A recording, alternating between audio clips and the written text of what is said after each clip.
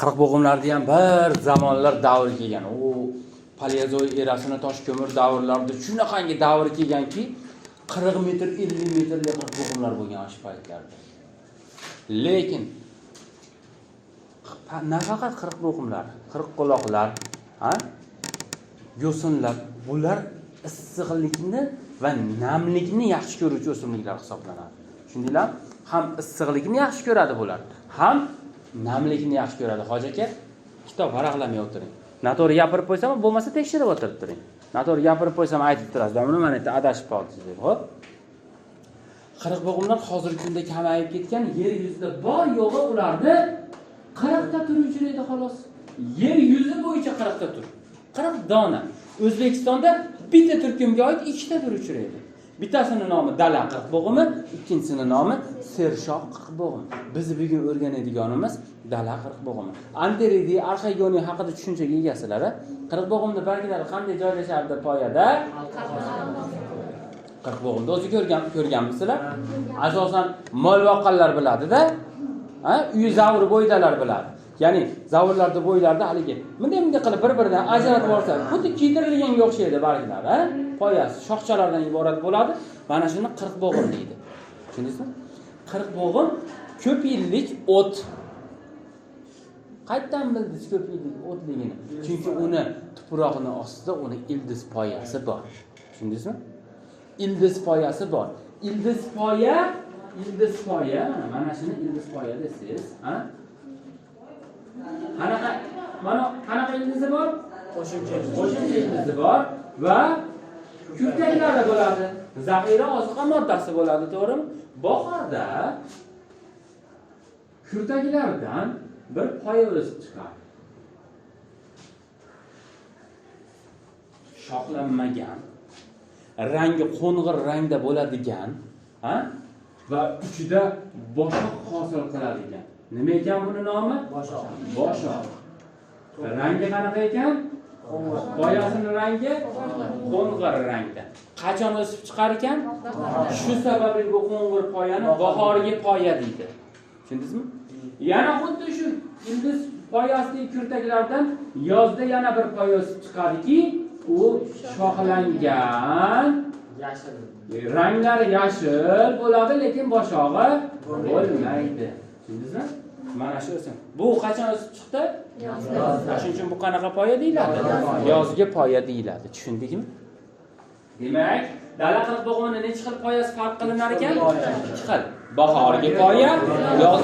Birinchi sizlarda oldinglarda turgan muammo bahorgi poya bilan yozgi poyani farqlab olish. Bahorgi poya qo'ng'ir, yozgi poya yashil. Bahorgi poya shoxlanmagan, yozgi poya shoxlangan. Bahorgi poyani vazifasi ko'payish, chunki unda boshog'i bor. Yozgi poyani vazifasi fotosintez qilish. Tushundingizmi? Bo'ldimi? Bahorgi poyasida nima bo'lar ekan? Boshoq. Boshoqda barglar joylashadi. Barglar qanday joylashadi? Barglar, lekin boshog'idagi barglar o'zlarini shaklini o'zgartirganligi uchun shakli o'zgargan barglar deyiladi. Barg atamasi, mana o'simlik atamasiga qaysi qo'shimcha qo'shdik? Fil. Agar bu fit emas, fil bo'lsa, fil barg degani. Fit bo'lsa o'simlik degani, fil bo'lsa barg. Qanaqa barg bu? Sporali barg. Tushundingizmi? Chunki bu sporofillarning ostki tomonida 6 tadan 8 tagacha har bitta sporofilning ostki tomonida sporangi joylashadi. Tushundingizmi? Sporangi qayerda bo'lar ekan? Nimani ostida? Sporofilni ostida. Sporofil o'zi nima? Shakli o'zgargan barg. Sporofil o'zi qayerda joylashgan? Boshoq o'zi qayerda joylashgan? Bahorgi poyada. Tushunarli bo'ldimi? Mana, qarang, bir-biridan kelib chiqaverasiz, javob chiqaveradi. Tushundingizmi? Ana shu mana shu sxemani miyangizga o'rnashtirib olsangiz, sizga hech qanday yodlash yoki boshqa narsa qilish kerak emas sizga. Tushundingizmi? Yaxshi. Sporangida har doim nima aytiladi? Spora. Mana shu joygacha bo'lgan ko'payish jinsiz ko'payish deyiladi. Tushundingizmi? Jinsiz ko'payish, jinsiz bo'g'in. Kelishdingmi? Endi sporalar ikki xil bo'ladi. Ba'zi bir xillaridan ikkalasidan ham o'simlik o'sib chiqadi. Ikkala xil sporadan ham o'simlik o'sib chiqadi. O'simlikka qanaqa qo'shimcha qo'shamiz? Fit. Chetlari bo'lingani bor, bitta kattarog'i bor. Kichkina chetlari bo'linganida jinsiy organ joylashgan bo'ladi.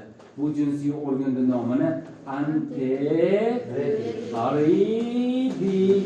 Tushundingizmi? Bu ham bitta o'simlik. Rizoidi bor buni. Tushundingizmi? Rizoidi borligi nimani dalili? Yo'sinlardan kelib chiqqanligini belgisi hisoblanadi. Tushundingizmi? Mana bunda ham rizoidi bor, bu kattaroq. Bunda ham bitta jinsiy a'zo joylashgan. Buni nomini arxegoni. Endi savol. Arxegoni bilan anteridi bitta o'simlikdami, ikkita o'simlikdami? Ikkita o'simlikda. Mana bu o'simlikda anteridi joylashyapti. Mana bu o'simlikda arxegoni joylashyapti. Ikkita jins, ikkita uyda. Shu sababli bular qanaqa o'simliklar ekan? Tushundingmi? Funariy o'simlikchi? Chunki bitta o'simlikda ham anteridi bor edi, ham arxegoni bor edi. Tushundingmi? Xo'p. Anteridida nima aytiladi? Spermatozoid. Arxegonida nima aytiladi? Qum hujayrasi. Ikkalasi uchrashib qolib oila qurishadi va o'rtada zigota. Zigotadan o'simlik. O'simlikka qanaqa qo'shimcha? Fit. Nima hosil qilyapti u? Qanaqa fit bu? Sporofit. Tushundingizmi? Mana ham o'simlikmi, mana ikkalasi ham? Qanaqa o'simlik? Gameta hosil qilyaptimi? Gametafit.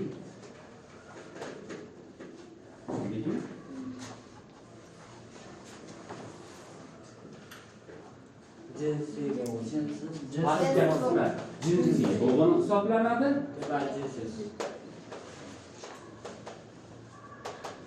Tepasi esa jinsiy bo'g'in hisoblanadi. Endi biroq tushunchalar o'zgardi. Funariy yo'sinini o'tganimizda biz gallanishda aytdikki, jinsiy va jinsiz bo'g'inlar gallanadi dedik. Endi bunda shuni teskari qilib aytamiz. Jinsiz va jinsiy bo'g'inlar gallanadi. Asosiy farza qaysinda kechyapti? Jinsiz bo'g'in. Chunki jinsiz bo'g'in bu o'simlikda asosiy ildiz poyasi bor, barglari bor, poyalari bor. Hamma narsa mana shunda. Qaysi bo'g'inda? Jinsiz bo'g'inda. Bularda qaysi bo'g'in ustunlik qilar ekan? Jinsiz bo'g'in. Bitta narsani yaxshilab bilib qo'yinglar. Funariy yo'sinlarda ham, qirq bo'g'imlarda ham, qirq quloqlarning ham jinsiy ko'payishi suv bilan bog'liq. Agar suv bo'lmasa, jinsiy ko'payish bo'lmaydi. Endi suv har doim, masalan, funariy yo'sinlarning asosiy jinsiy ko'payishi yomg'ir paytida ro'y beradi. Funariy yo'sinini ko'rganmisiz o'zi? Ha? Devorlarning tagida bo'ladi. Mana devor bo'lsa, quyosh manadan chiqadimi? Manaki soya, quyosh umuman tushmaydi pastga. Bunday qarasangiz, shunaqani tomda suv oqadi-yu, ashuni oldilari yam-yashil narsa bo'lib qoladi. Na o'simlikka o'xshaydi, na boshqa narsaga, gilamchaga o'xshab qoladi. Bunday qilsangiz yulinadi hali, ariqni bo'ylarida ham bo'ladi. Yulinadi hali. Rosa oson yulinadi. Ashunday yo'sini. O'zi kichkina bo'ladi, 1 sm, mana shuncha bo'ladi-da. Endi haligi suv yomg'ir yoqqan paytda haligini usti suv qoplab qolamiz. Ana shu paytda anteridi bilan arxegonilarning uchi ochilib, suzib chiqishadi ular. Bular qirq bo'g'imlar baland o'simliklar hisoblanadi. Endi bularga deb ham yomg'ir mashi bo'yi yoqmaydi-yu. Baland yoqmaydi-yu. Endi bular shuning uchun asosan suv bo'ylarida o'sadi. Suvga yaqin qismlarda o'sadi. Suv ko'payganda bir qator nima qilib oladi ular? Ko'payadi. Qanday usulda? Jinsiy usulda. jinsiz ko'payishi uchun esa shamolni o'zi yetarli. Kelishdikmi?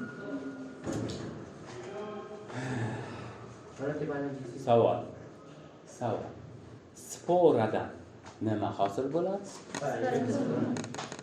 Qaravayt menga qaramasdan. Gametofit. Gametadan, zigotadan-chi? Teskari bo'ladi har doim. Sporadan gametofit, unaqa zigotadan sporafit hosil bo'ladi. Tushundingmi? Asosiy joyi shunda. Biz hozir o'rgangan o'simligimiz qaysi qirq bo'g'imida? Dala bo'g'imi. Endi bizdan savol tushadi. Dala qirq bo'g'imi bilan sershoq qirq bo'g'imda o'zaro farqlab bering degan. Tushundingizmi? Sershoq qirq bo'g'imda ildiz poyasidan faqat bitta poya o'sib chiqadi. Qanaqa? Shoxlangan. Ashuncha sershoq deyiladi. Bildingizmi? Shoxlangan. Bo'ldi. Rangi qanaqa bo'ladi shoxlangan poyani? Yaxshi bo'ladi. Qachon o'sib chiqadi bu? Bahorda. Bahorgi poya, yozgi poya deyilmaydi. Chunki bundan boshqacha poya o'sib chiqmaydi. Faqat bitta shoxlangan, bir xil, bitta desam yana bir dona deb olmaydi. Shoxlangan poya o'sib chiqaveradi xolos bularda. Tushundingizmi? Boshqacha hamma poyasi qanaqa bo'ladi? Ana qo'ng'ir poya bo'lmaydi-da, bularda shoxlanmagan poyasi bo'lmaydi. Endi bularda ham boshqa hosil bo'lishi kerakmi? Kerak. Qayerda bo'ladi unda desa, shoxlangan poyalarda uchida bo'ladi.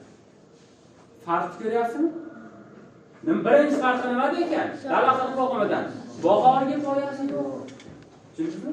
Shoxlanmagan bahorgi poyasi yo'q. Bu birinchisi, ikkinchisi uning boshoq qayerda joylashgan bo'ladi? Shoxlangan poyaning ichida bo'ladi. Bunda shoxlangan poyaning ichida boshoq bormi? Yo'q. Tushundingmi? Ikkita farqlab olsanglar yetarli. Qirq bo'g'imlar dorivor o'simliklar hisoblanadi. Dala qirq bo'g'imi ham, sershoq qirq bo'g'imi ham. Barglari juda ham mayda bo'lganligi uchun asosiy ko'zga ko'rinadigan qismi nimasi? Poyasi. Mana shu poyalardan tayyorlangan damlamalar siydik tutilib qolganda, ya'ni siyolmay qolganda odamda kasallik holatida, buyraklar yoki siydik tufayli ishdan chiqib siydik tutolmay qolgan paytida yoki haligi hojatga o'tadi, oxirigacha o'tmagani bilinib qoladi. Ana shunaqa paytlarda dorilar, maxsus dorilar orqali siydik haydaladi. Mana shu siydik haydovchi damlamalar yoki dorilar aynan qirq bo'g'imlardan tayyorlaniladi. Qayeridan? Poyasidan va shoxlaridan deb javob beramiz. Tushunarli bo'ldimi? Yozib olinglar.